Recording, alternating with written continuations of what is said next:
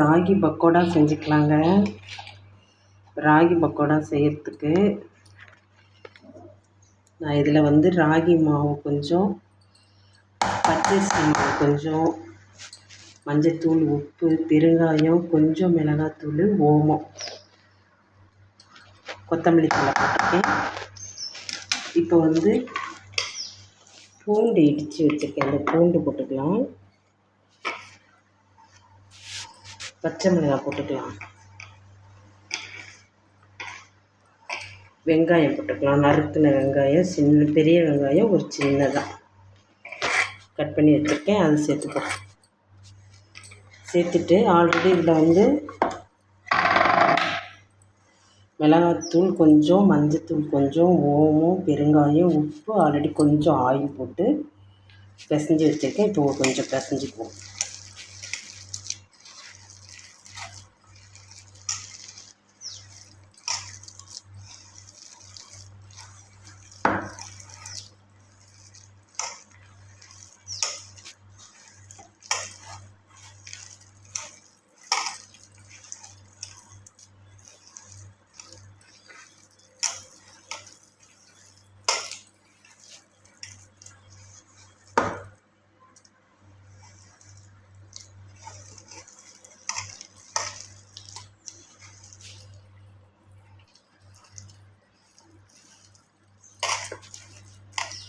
கொஞ்சம் நல்லா பிசைஞ்சுக்கோங்க.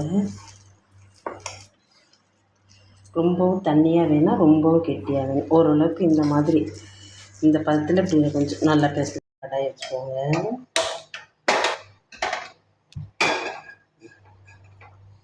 கடாயை வச்சுட்டு ஆயில் போட்டுக்குவோம்.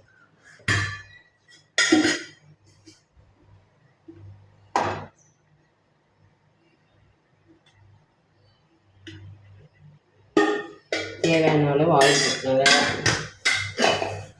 ஆயில் நல்லா காயட்டும்.